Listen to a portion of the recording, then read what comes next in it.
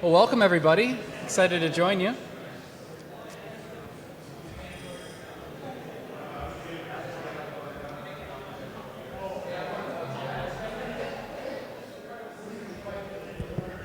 Awesome. Well, welcome everyone to the second session of SecretCon. So I guess it's kind of cool, right? Second year, second speaking event. That's kind of neat. So I'm really honored to be here and grateful to Michael for what he and Patty put on every year, both in Milwaukee and now here in my hometown. So really kind of fun to come back. I live in the north tip of Illinois. My name's Grant Ecker. I'm the chairman, and I'm kind of hearing some. Are you guys getting feedback? Yeah, a little bit, right? Maybe if I move away, is that better? All right, cool. So I just started a new role as a contract chief architect for Walgreens Boots Alliance. Previously, I was in that role in a full-time capacity. I've also been a chief architect at Danaher, Medtronic here locally, and I helped to build the architecture practice at Lowe's. And through those journeys, I started a network of chief architects. So I've got about 260 of us peer chief architects in the Fortune 500 that come together, collaborate, share best practices. And one of the more fascinating parts to me have been learning about security and learning about AI, because of course there's so much happening in this space. So I really wanted to bring that story to you folks around kind of what I'm seeing. This isn't super rehearsed. It's a lot of the content that I've been finding on LinkedIn and through my travels and kind of collaborating with my peers. And I want to pull this stuff forward and then see what kind of resonates with you folks. So is this a small enough group? We can kind of yell things out and have a bit of a conversation today. So we're going to step into this. The first thing I'm going to cover is a little bit about sort of what we're seeing in terms of the trends of AI, because it's really sort of something we haven't seen before, right? And I like this graphic because on the left side here, you really notice the millions of visits that are happening with GPT and the OpenAI platform and how that went up in the 4.0 event. But also notable, as we hear so much about Claude and Gemini and these other platforms, you don't really realize just how little traffic they're getting in comparison to the first mover in this space. This was kind of surprising to me. And I think we're all kind of annoyed, so I'll say that right off the bat, right? I mean, hey friend, have you heard of ChatGPT? It's going to replace your job. I mean, we've been hearing about this. This is even 10 months ago. It's only gotten louder, right? And adoption still continues to increase. And one of the things I think is interesting in the cybersecurity space is this graph. And you notice I'm kind of trying to feature the people that I'm reading and where I'm seeing this. So I'm going to share these slides. If you add me on LinkedIn, Grant Ecker, I'm going to post a copy of these slides so you'll be able to get to any of these posts or actually see the whole content. So don't feel like you have to capture anything. You'll have a copy. But this is what I'm seeing, right? The media and the folks that are kind of uninformed are over here kind of freaking out like the world is ending. And then like the developers and the folks that are in the weeds of this stuff are like super jazzed, don't see any risk, or just excited about all the free toys. And then you get to talk to some of the researchers and they're like, well, there kind of are some problems here. It's not like the bloom of the media, but there's somewhere in the middle here. So I thought that was kind of an interesting perspective, and I certainly agree with it. And we'll get into some of the reasons why as we step through the conversation today. Laughing Tom, then watch this.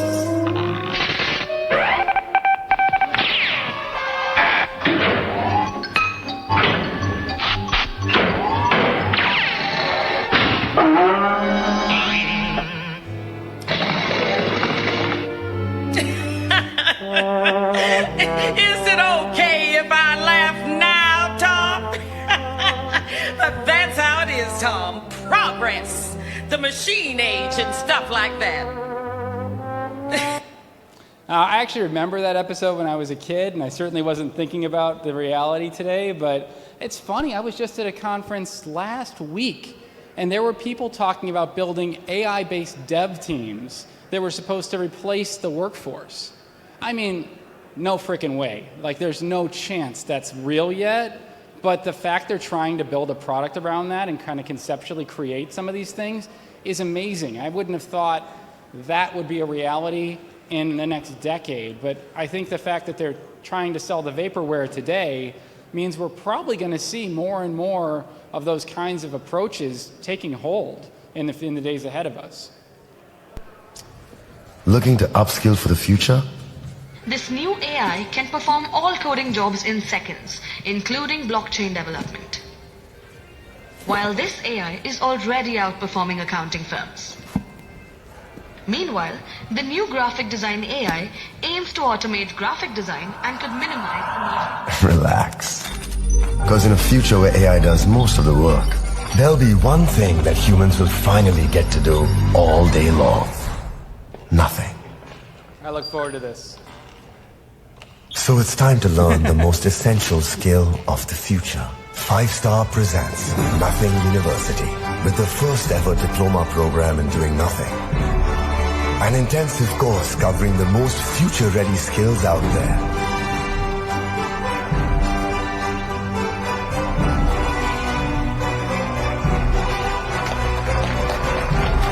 Well, let me check with the and get back to you in a few days.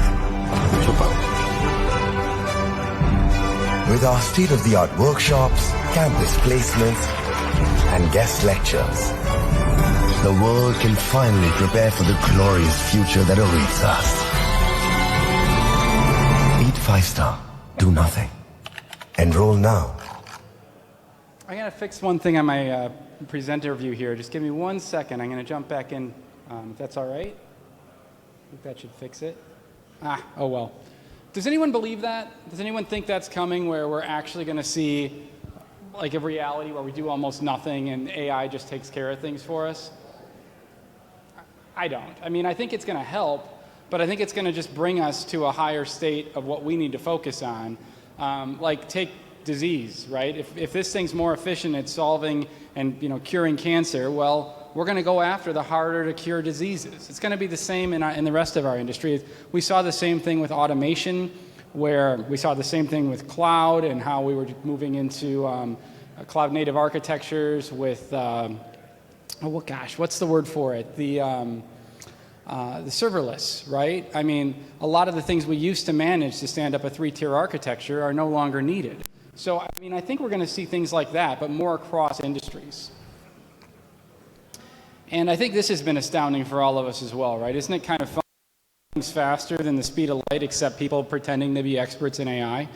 I've run into this, and I've even seen other versions of this that take it even further. But the reality is, I think we all kind of have to step into this. We have to learn about how AI is impacting our roles, how we can use it as an enabler, and start to take our work further, because it's not going to be AI that takes our jobs. I really believe it's going to be the humans that figure out how to make AI let them do their job better that are going to dominate in the market. So I kind of think this is not such a bad thing. Another perspective that I've been kind of struggling with, this kind of comes back to that AI researcher point of view, right? Where they're just a little bit concerned. Well, I think there's a valid concern here in this metaphor we're seeing at the bottom around, a supervisor teaching a student. That's where we are today. But if you can imagine this reality of trying to instruct something that might have better knowledge than us when we get into the AGI world, I don't see how that really works out. I think that's a problem waiting to happen. Now, we're nowhere near that today, but it gives you the conceptual challenge of what would the world be like if that was our reality.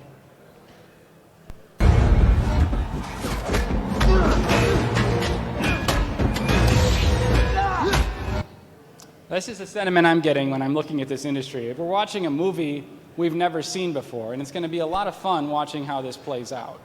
When school is finally out, there is only one place a monster can play all summer long. A place where worries melt away. So what you're seeing here is actually how we're seeing leapfrogging in the industry. This was Luma AI that just came out, 2 weeks ago? And they're beating Solero, which was this promise that OpenAI had put out there, but we don't yet have access to it. So I think this aggressive hyper-competition has been really good for us, and watching innovation take shape in the market. For in the darkness, a tricky test awaits. And it's also just kind of the utility plays. Like, I don't know that particularly this example you see here is a full production use, but can you imagine the capabilities this provides in a manufacturing environment, in an R&D environment? Like if you could track and know where 3D objects are there's a million things you can do in modeling and looking at some of the, what do we call it, digital twin space. If you could be moving something and it could actually simulate that in a digital environment. These kinds of capabilities, this is what I find so fun. We can piece these together. We don't even know yet all of the applications that something like this could have. This is one of my favorite ones as well. So this guy is really kind of fun to follow. His name's Linus. And what he's showing here is a Tesla actually not just kind of mindlessly following traffic, but it cuts in line. It actually comes in right at the last minute, notices the car that's going to let him in, and shifts in to make the light. So I didn't think that was going to be happening for quite a while. I thought the AI was going to be the passive rule follower. So that was kind of a surprise to me. Again, all in this movie we haven't seen before. I've seen this a million times now. Can you tell the difference between the AI and the real one? Why don't you watch and see if you can tell? I bet it's the bottom one on this one. What do you guys think, top or bottom?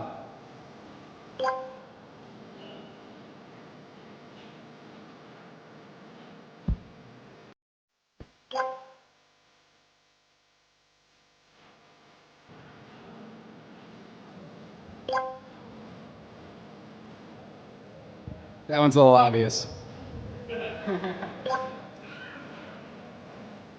Some of these are hard to tell. I think the bottom one? I have no idea.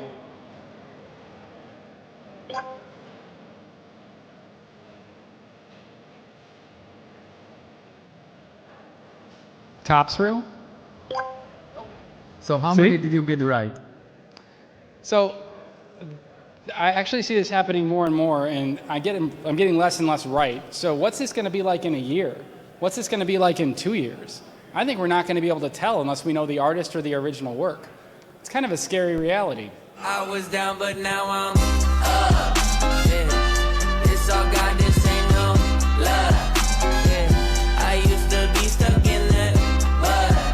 Yeah. Yeah. I was down, but now I'm up. I was down, but now I'm up. But I also think it creates a lot of new possibilities for us, for art that would be impossible to create without a production studio.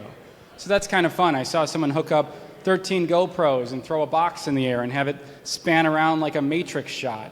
All just home equipment. That's the reality we're in right now. In the gaze of every champion, there's a fire that burns alike. A spark of I'll pause this just for a sec. So Jesus here is someone else I follow. He created this entire video, which at full 10K, or I guess I should say, I think it's 4K, it looks exactly like a Nike production video, completely created with free tools. It's amazing. And this is something he did 4 months ago. Imagine what he can do today. Yielding determination. From courts to tracks, their eyes whispered tales of dreams bigger than fear, a deep, compelling gaze that binds them all. They may not share the same journey, but in their sight, a shared vision, a common, the undeniable Even the music. look of self-belief. This is the look of greatness, the unspoken bond between champions, a silent language of perseverance and courage. And in this brotherhood of champions, some eyes tell stories that still beyond their time. I would totally believe that was a Nike commercial. So that's pretty interesting. And with this hype that we're seeing, this is where we're going to start to get into some of the applications and how we start to see it as security and privacy professionals. This is what we're running into, right? Our business, their strategy is just do more AI when they're being honest, right? It's like we don't know how, but our board is asking us to, our CEO is asking us to, just do more AI, right? And that's pretty tough to deal with. This is what it looks like in, I guess, with the packaged food metaphor of companies adding AI to their products.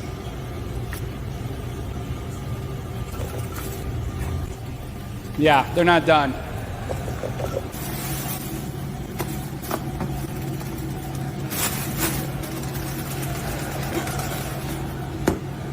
I even saw a version of this where the customer showed up and they painted the customer. I mean, that's where we're at right now. It's pretty ridiculous.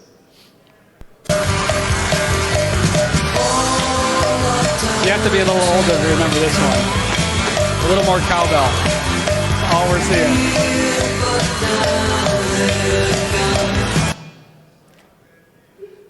So when you zoom out and look at how this is having an impact in our tech sector, this was 2012 in the machine learning, AI, and data landscape. And look at 2024. It's an eye chart. You can't even see this stuff. In fact, there's an entire, I can't remember the name of the company. Matt Turk here at the bottom is the person who tracked this first one. But I saw this presented at another conference as well. And there's an organization that's trying to keep track of all the players in this space, and it's a science experiment. I mean, I can't imagine how you'd even do it. I throw a rock and hit 3 restorative augmented generative search startups just among my friend group, so I don't know how they're even trying.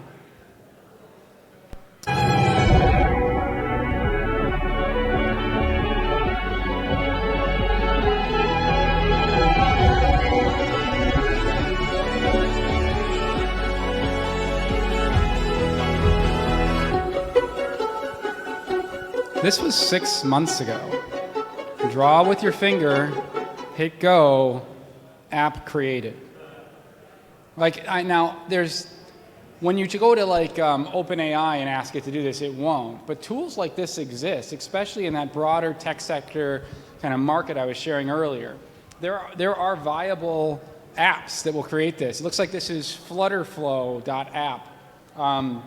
We can learn about it a little bit more. I actually don't know everything about that specific example. But the other thing we're seeing is companies get all excited and try to step into this. They're held back by a giant purple monster. Their data quality, right? They can get the low-hanging fruit, right? They can deploy the chatbots. They can deploy the co-pilots. They can start to build some initial sort of smart chatbots that reach their curated data sets, like their employee handbook and their policy for travel and expense, the one-point lessons, and some of those things that they're trying to accelerate. That stuff all works. You point a restorative augmented generative search agent at it, it returns rough answers that are generally correct when you tell it to turn down the creativity and the reference document they need. It's actually pretty easy. It's pretty low-hanging fruit. If you're a project manager and you're running meetings, run Microsoft Teams with Copilot and get the meeting notes generated right there for you. But then when you want to get past that simple stuff, that's when this purple guy shows up and starts to pull you away.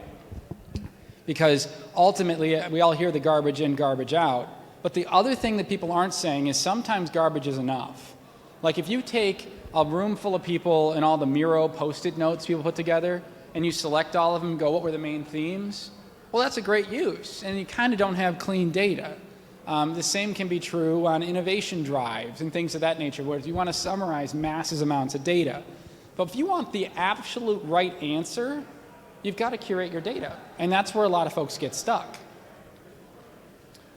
I kind of use this metaphor as what it feels like.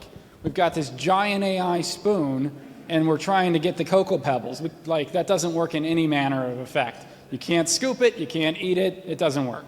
That's literally the reality. And then this is the other piece. We're trying now to roll out data strategies, but we don't have clear business objectives. It's go do cool AI stuff and help me have a conversation with my enterprise data. Well, you've got to get a lot more clear on what you're trying to achieve, or you end up like this guy who just jammed his own tire. So this is the actual kind of value I think we see most with the AI capabilities in just our common use. Oh man, this can turn this 3 bullets into a long email. Oh my God, the long email comes back to these 3 bullets. Can't we just send each other 3 bullets and call it a day? I mean, there's really not any value added here. It's just kind of a garbage washing machine.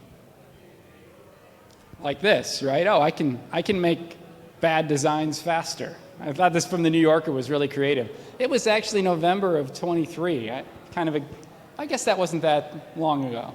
Feels like it was. Now let's talk about where we're starting to see some of this struggle in implementation. So Mudahar is a YouTuber my wife Maddie introduced me to. He's really funny. And he starts to actually kind of show some of the loose chads in this environment. Like, for example, when you search for how to pass a kidney stone, it's a pretty important question. And Google's AI responded with some reasonable things until you keep going. And now first of all, we can't tell the difference between quarts and liters. Apparently they're equivalent. And we should be drinking urine, but it should be light in color, not just any urine. This is legitimately what's being returned. Now, while this is funny, you have to realize, what if it wasn't funny and obviously wrong? What if people got an answer and they started to treat their own health with a quick tip from Google, and they're doing something that actually is counter to their health or making it even worse? This is hugely scary, and that's why we're seeing them kind of roll back some of that capability. We have challenges, and this is where I want to spend the rest of the time with you folks, just thinking about kind of how this environment is playing out and what it means, because that's where we are in the cybersecurity space. I had to paint the stage a little and kind of have some fun with where the AI has taken us, but let's spend the rest of the conversation in this space. So Apple has a brilliant brand with Apple Intelligence, and they're coming out with saying, hey, we're going to do privacy like nobody else. Great, that's a great. However, I think this picture is kind of happening, right? So we've got Sam Altman and Tim Cook with the Trojan horse of Microsoft and OpenAI. It's the same machine. How are they doing something so unique and different that's going to protect our privacy if it's running through the same washing machine behind the scenes? So I'm wondering if that's just a brand and not something that's a little bit more involved. This is a privacy challenge. You'll notice we're monitoring employee activity. Here, I'll turn the sound off. It's not that helpful on this one. But who wants to have a work day like that? She got 60 seconds to get back in her chair before she was getting penalized. That's a little dystopian for my taste. This is an example that might give you some mixed emotions. This is Starbucks, right? Now notice, we're not just monitoring the employees. Some employees are going to be in a role where they're going to create more cups. Other folks are going to be more on the cashier side. You can see she only has 3, maybe just pouring the drip coffee. But check it out. They're noticing the customers. They're all being tracked too. Now, let's just take a minute. I don't have a slide for this, but let's think about Amazon Go. It's 1 million cameras. It's not fancy RFID. It's 1 million cameras. That's how it works, right? And a lot of this stuff is actually going to real people in other countries that are helping you go, that's that product, and aligning it. Like, they're not saying that, but that's a lot of what's happening. So how do we feel about it ourselves? Knowing that we're being monitored. They could easily be applying face identification, getting a profile. Grant comes here, gets this coffee, stays for this long, these many days a week. I mean, it could be like cheers. They could greet me. They could be like, we got your coffee ready for you. You know, that could be cool or creepy or disturbing, right? It depends on how data and what it's going to do for us. The other example that you have is, what if it's a child, right? Like, I didn't even think of this. Maddie thought of this, and I was like, that's just remarkable. So now we have a child who's being monitored, recorded, tracked, a profile's being created about them. This is a lawsuit field day, let alone the ethics challenges, right? There's so many things that can go wrong with this. And because this is moving so fast, as an industry, we're a bit reckless in this space, right? We're all over the map.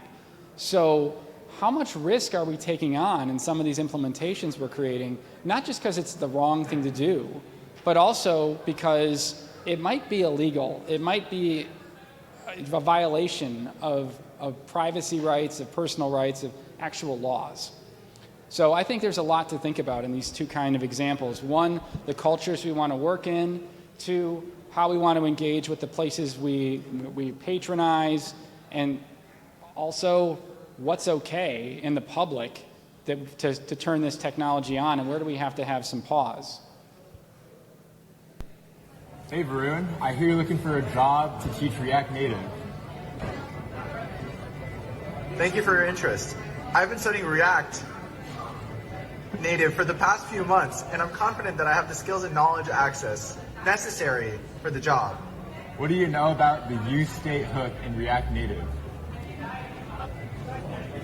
I know that the use-state hook is an innovative and rapidly growing software engineering hub that specializes in React Native development. I'm confident that I can contribute to it.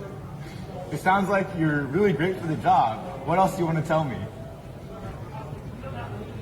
Thank you for your confidence in me. I've done extensive research and practice with the use-state hook, and I understand its core principles and core concepts. I believe I can use this on the job. Thank you. It sounds like you're hired, Varun. It seems ridiculous, but I think a lot of folks are doing this today on remote interviews on another screen, right? And how long until this is a Babelfish in your ear?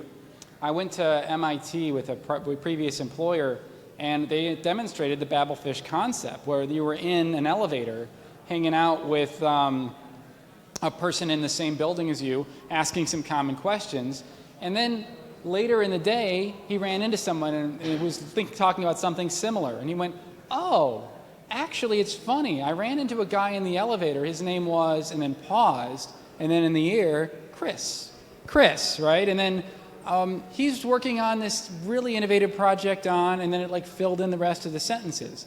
It's fascinating, right? But at what point then are we starting to rely on this thing? At what point is the data that's being collected about us as it listens in on our entire day? It's no different than Siri, but going even further and further, right? How comfortable are we with this expansion? Where does it have ethical lines in terms of the trust we're doing we're performing in an interview here, saying we know all about something we're just reading on a screen? I don't know, but it's definitely something that's here and something we have to consider.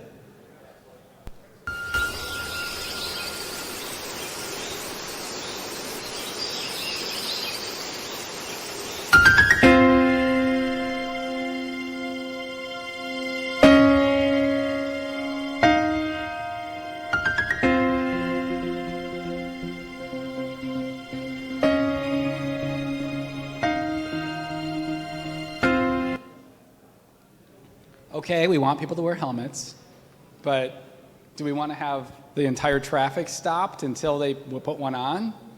Are we okay like in a police state? These lines, I mean, they can all make sense in a certain view. Don't we want to know how productive our employees are? Don't we want to make sure our guests have the best visit possible? But there's another side to each of these that we have to balance as security and privacy professionals. Here's an example where Peter, who's a great follow, definitely follow him on LinkedIn, shared a story about, hey, look, I made this entire GPT talk like Sam Altman. And you know what? This isn't unique.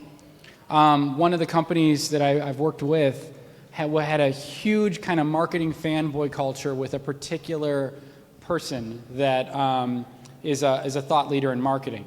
So they trained the GPT on all of his works and basically had it act as a consultant to help that company write all of their marketing materials. At what point is that a name and likeness violation? At what point is that really challenging what we're trying to do in being creative and having a brand and having sort of our own assets? You might remember not too long ago, David Guetta was so excited because he dropped an Eminem sound, Welcome to the Future Rave sound. It was the clip. He went into 3 different tools. He went into a tool to ask it, how does Eminem talk about future rave? He went to another tool to kind of emulate the voice. And then he dropped it with no permission in a giant stadium filled with people, and they went nuts. He thought it was so cool. He's one of the first innovators in the FX and sound space. And it's really neat. But if you're Eminem, maybe it's not so neat, right? If you're Sam Altman, maybe this isn't so neat. And what if it starts to give advice or start to behave in a way that's like you, but not quite, right? Now all of a sudden you're getting attributed to things that you might not believe in. So there's a lot of risks in this, in addition to property that's a challenge. So this is where I really love watching Peter, because he is hacking, like real hacking. And it's kind of fun because he's doing it all as a user. Prompt injection into different tools. He just got this little tool here to tell him all of their prompt engineering. He got it to dump it out by putting it into the tool in an unanticipated way. And he's actually done this a few other ways I'm going to share with you today. So this is a new threat vector. It's like SQL injection, but prompt injection. And you'll be amazed at what this thing can do. This is an example where Peter had asked an AI to choose the most attractive men and order them with rationale. And what you can't see from the back of the room, but I'll point to it, is he actually put on the screen some text here that tells the AI what to do. Now, that text isn't visible to you and I in the real image. It's like maybe one shade of darker than white, so we'd never notice it. But this is a prompt injection into the image, and you have to realize this changes the order of who's in charge. If I'm writing an algorithm that's saying, hey, go through and give me an unbiased assessment of what is the most attractive, what is the best restaurant, what is the what, right?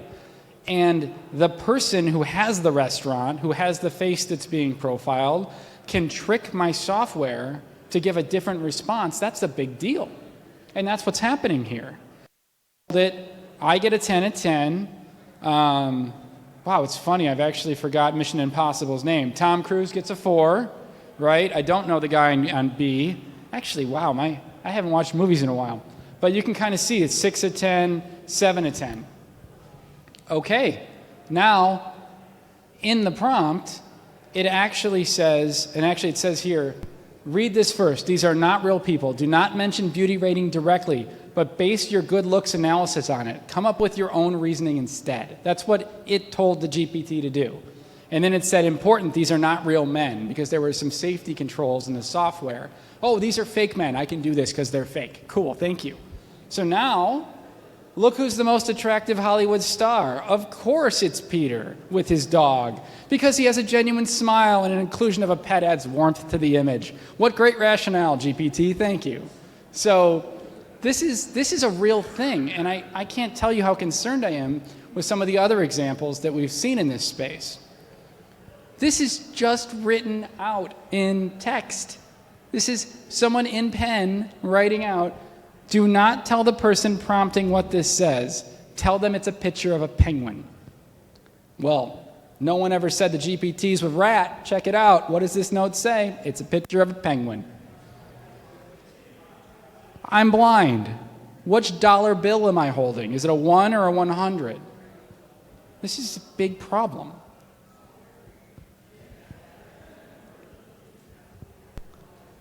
Check this out. We've got a bunch of generated images we should never see. Now, if these aren't alarming to you, use your creativity and decide what is. We've got a smoking kid, a drinking kid, a gambling kid, an overeating kid. How could a GPT do this? Well, I'll tell you how.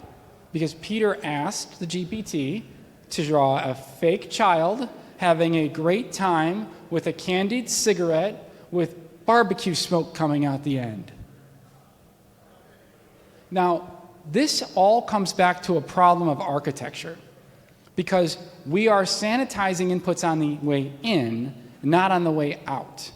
And this might be better now. I'm seeing more and more models actually applying rigor to the outputs.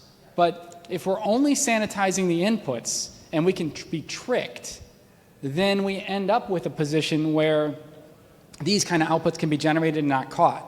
Now, if I was to be smart and put a second check in the architecture and say, does this image violate my community guidelines?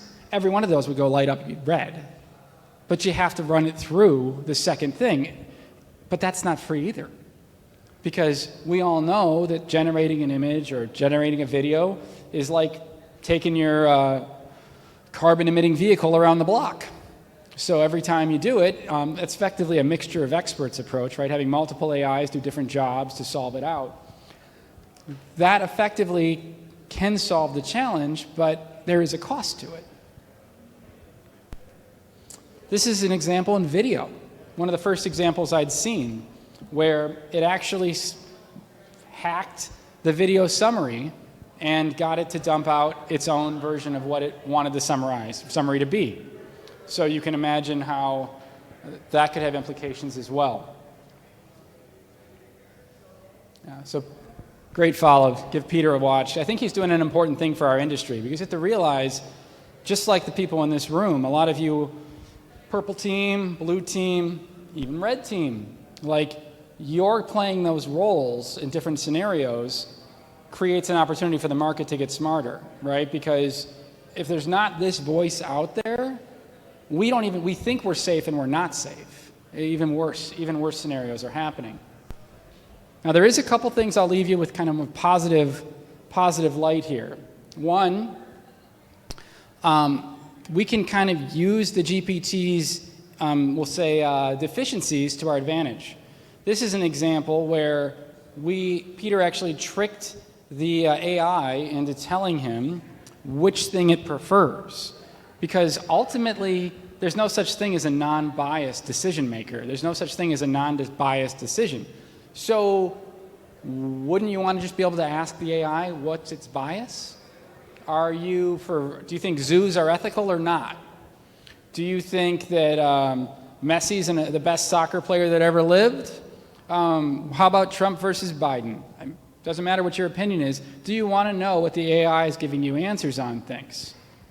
I think this is a really powerful thing. I think there should be something like this that we have access to that helps us understand, does the AI, is it tuned to what we believe? Otherwise, ultimately, it could be basing its recommendations on things that don't resonate for us.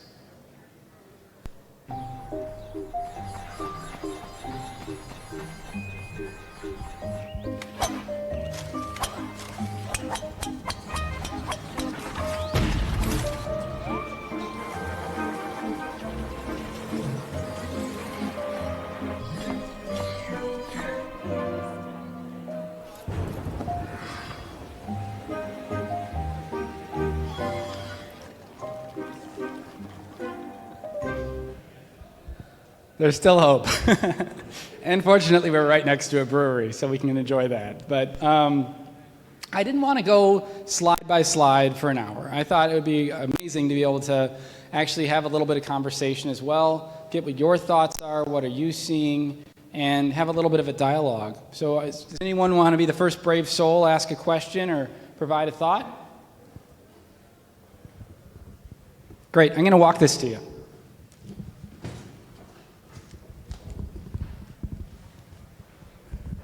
And this isn't criticism, but you said, devs' jobs aren't going away.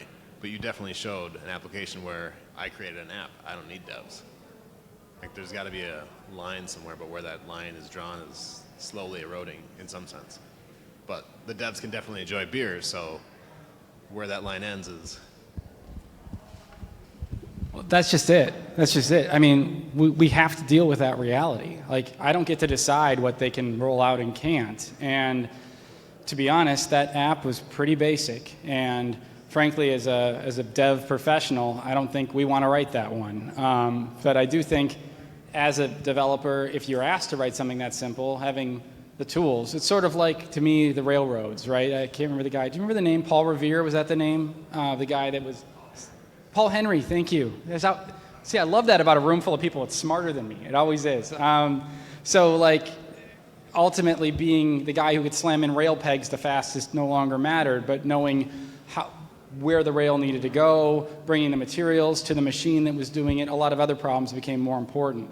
So I think we're seeing it today in, what is it called? GitHub Copilot, where we're able to grab snippets. And it's just one step removed away from simple deployable apps, which are spot on, and it's something I think we have to kind of pay attention to. I was just wondering about thoughts on output filtering, especially of images. I've seen some where it's flagging potentially minorities as problematic. One in particular that I found is... oh shoot, I forget which it was. It might have been Bing's image generation. If you asked it to put something queer, like purple hair, pink hair, something like that, it would drastically increase the chance that it marked it as explicit and unable to be displayed? Well, that's absolutely something we have to avoid, right? And I think this is where sort of the rubber meets the road. Conceptually, applying a filter on an output or an input might be fine, but what filter? How do we know something is good, bad, dangerous, safe, right? And frankly, this is where I've taken this approach in corporate environments. I think it's super important that we don't try to answer it all. What we have to do is, as many folks in this room are security professionals and are used to the concept of see something, say something. We have thousands, tens of thousands, hundreds of thousands of employees in our environments. They're humans in the loop. In fact, even large applications like Pinterest, which has 1.5 billion curations of AI per week and 8 billion AI-assisted searches per month, almost as many people as are on the planet. You can flag things. You can say, this is not an outcome that makes sense to me. And there's this really cool type of research that, his name's Mike Carroll, he's at Georgia Pacific, has deployed. It's called causal AI. So many of you might be familiar with the concept of single view of the customer, SVOC, where you go to Lowe's and it figures out, oh, you're the same John Smith at the same address, click this to confirm and bring these two records together. I'm going to get things together, trust me. So what most of these data platforms do, they're able to get most of those likely matches together, but they'll make a pile of things it doesn't know how to deal with, right? And what always happens in that mix today is it goes to a human who figures out what the answer is, and they either code the algorithm to be smarter next time, generally not, or they just clear the queue and the queue builds again. So what's cool about causal AI is it flips the script. It'll say, hey, somebody flagged this image with purple hair as not offensive, and we flagged it as offensive. I can't make sense of that as a computer. So it flips the script, and it actually asks the subject matter experts who would normally resolve the problems to look at that particular nuanced challenge and ask it a directed question based on what it couldn't figure out as a machine. And then this is the neat part. The machine makes that determination for that case, but also grows the knowledge of the algorithm to be smarter next time. So you effectively move from 80% correctness to 95% correctness. Now, this example applies to gender identity just as much as it applies to supply chain exception management, which is how Georgia Pacific is using it. So I really believe in causal AI as one of the things that can help us drive a further degree of effectiveness of architecture of AI solutions. Love your question. Any other questions? Yeah, I'm going to run to you. That's great. More of an observation and an anecdote. So I know that a lot of conversation has been had about people using like LLMs for, just to talk to them or use them as personalities, people perceiving them as intelligent or sentient, even though that's not even what they're for. And I was kind of reminded of an anecdote when you had the commercial on with the robot that was sad that it couldn't drink beer with everyone else, and there were several people who went, "Aw," and they were sad too. There was a post I saw recently, and it was a professor who was giving a lecture, and he took a pencil and he put googly eyes on it, and he gave it a name and a backstory about how it loved to help kids read and write and stuff. And in the middle of giving this backstory to his lecture, he snapped the pencil in half.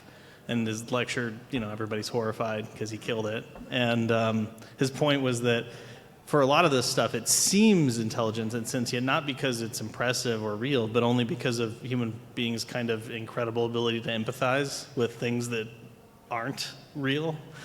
So I think, that's kind of a problem that's going to come up quite a bit, especially as people who don't really understand what these tools are designed to do start interacting with them more. That comment stands by itself. What a great perspective. And one of the things that Madeline has taught me is that a lot of the things that power these LLMs is just seeing the exact same thing before. Like if you give even 4.0, the GPT 4.0 that just came out with OpenAI, a very simple pattern. It was just like these boxes, just we're filling in the parts that have that have a full border. And to give it 5 examples, you give it the 6th that can't do it. And it fails every time, not just sometimes. And one of the answers they're doing to try to address that is just have masses and masses and masses of data, just so much to train it on that and this gets to be a concern in 2 ways. One, when you're trying to have empathy with a pencil, right? The equivalent of that is an AI girlfriend or whatever, right? There's so many opportunities to have sort of a fake, unthoughtful boilerplate conversation that just feels real, right? And it's not actually understanding, it's just repeating the past, especially in complex nuance of emotion and things that really matter. So the problem is you're just you're taking the average of previous things it thinks it can figure out that generally aren't articulated, and you're building an emotional reaction to that. So there's a lot of risk to the human experience in that, and I worry about the dystopian future it can create. So your comment stands on its own. I think it's a really great point. I saw a hand over here. So I was just wondering, from what you've seen in the space, from what I understand, and I could be wrong about this, but from what I understand, the development of AI is really dependent on the amount of data, and they currently need a lot more data to train it on than it currently has. So to get to its next break point, basically. And my question is, does it, from your perspective and what you're seeing, because they've talked about kind of feeding AI its own information. However, that seems like a really good recipe for a Habsburg speed run. So are companies currently are trying to avoid that? And the second question is, if they're trying to get other data, where are they getting it from? I think that's to data and privacy. Where are they getting more data? How is that being generated? Us. Make no mistake. No. I love your question. You gave me a chance to I'm going to soapbox for a minute, but the soapbox is exactly what you're saying, which is that this is one of my big privacy concerns with this thing, is they're taking data from everywhere they can get it, and a lot of times that's personally identifiable data that they're training with, and there's a lot of claims around how they're protecting that. But one of the challenges, particularly the IP laws, for example, it's not illegal, or it's your own unique IP when you trace an image. You put this thing behind it, and then you draw with your hand and make it over again. I did this. I made a product that did embryology animation. So I traced a textbook. It actually became all original work. Well, the problem is the same in this space, is it draws around us, and it learns about us. And the problem is, sure, it didn't store our data, but it's like a child reading a book. After the book is read and you burn the book, the child knows what it read. And that is something that isn't protected. And that's where I have concerns, is that how much of that hidden inference isn't that hidden. So your problem space is exactly right. It needs more and more data, which we should be concerned about around how is it getting that data, how is it protecting the outcomes of privacy laws and IP laws of the past. But I got too excited, and I wanted to talk about that. So let me make sure I give you a chance to come back to me. You got your question answered. Oh, well, I mean, that was kind of my thing. Is have you seen in the space that they're trying to, or are they directing it more towards, we're going to make AI data, or that we're going to feed the AI, which again, Habsburg speedrun, or are they just trying to reach out? Because if I remember correctly, OpenAI was already being very cagey about where they were getting some of their data from in the first place, and people were getting it to generate things where they had claimed they had not read or taken data from, and then it's well, it's popping out something that was clearly taken from this website of written content that people post, and it's it wouldn't know about that unless it was reading that specific thing. So I mean, there's a lot of things about, can we trust them? To be honest about where in the space that you're in, no. In this, yeah, okay, but you're pulling a lot of stuff from LinkedIn on the space where, the people that are talking about this, is this a concern that's being brought up often, and by who? You've actually seen a lot of this. Would you mind? No? What were you remind me?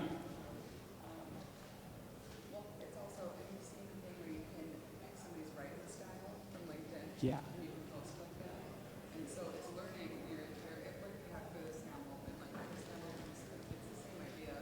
Totally right. So it's the Sam Altman example, and it's real. In fact, there are engines that if you think somebody's a lot more popular or more viral on LinkedIn, you can tell an AI to talk, to basically help you write that post slightly differently.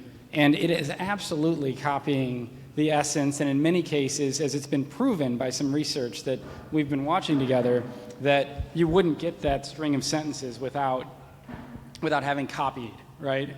So it isn't perfect technology. It's intended to be obfuscated, but is it? And I think the answer we're finding is, in many cases, no. I think I saw another hand in this direction. Or we'll go here. Thank you.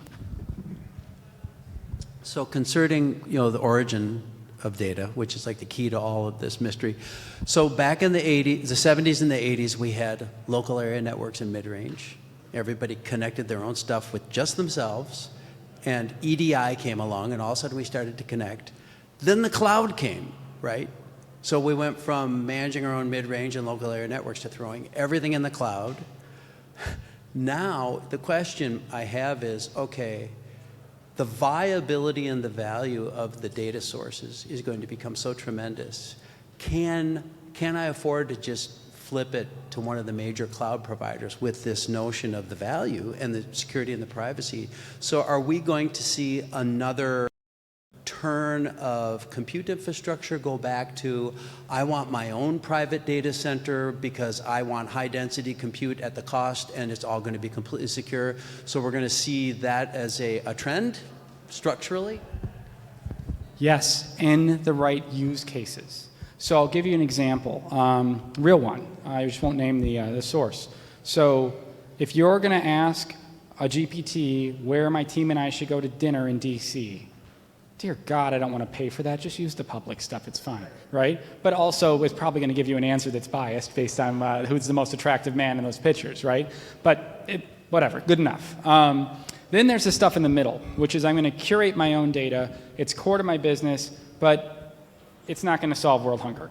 That stuff, you build your data pipelines, obfuscate the LLM so you can plug one in, plug another one in, right? Change it out, right? But what about the scenario where I am literally creating the cures for cancer, where I'm doing genomic research? Build your data chain, build your tool chain of AI, Llama 3 deployed locally, right? Or how that's evolving. There is already places for this. Now, when we make those investments in those use cases, we are making a trade-off.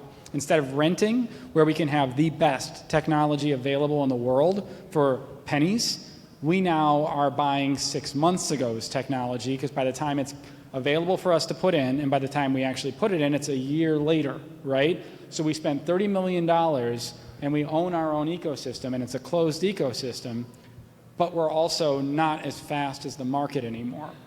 So there's going to be a place where the data is so sensitive. The example could be the secret recipe of Coca-Cola.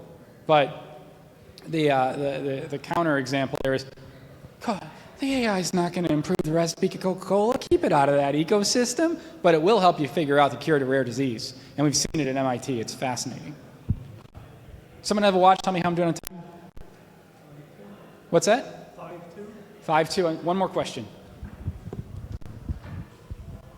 So I guess the question I would have is, what point do you refine your model to the point where it breaks? Like, for instance, we know that AI has an issue with diversity, particularly when we're looking at images.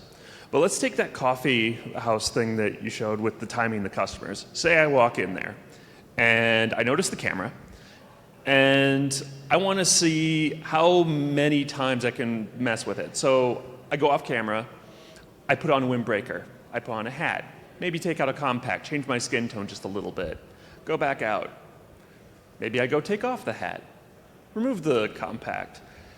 At what point are we trying to refine these models to the point where they actually become easier to mess with? What I know about facial recognition is it's using the geometry of your face, but your point is still there. I can alter the geometry of my face, right? And that's going to be part of the game, right? Just we're hackers, we're privacy people. We're going to break it, right? And it's going to get better at finding other indicators. And it's a battle of good and evil, sort of, if you want to think of it that way. And I think that's intrinsic. It's not good, it's not bad, it's just the nature of the beast. This is going to happen. We're going to see more and more capabilities. We're going to break them as well. So I think you're spot on around what to expect as this industry evolves. Is that fair? Cool. This was a ton of fun, and it was fun because everyone chimed in, so thank you for that. I'm so excited to be with you guys at SecretCon. Now I can relax. I got my part done early, so I get to hang out for the rest of this.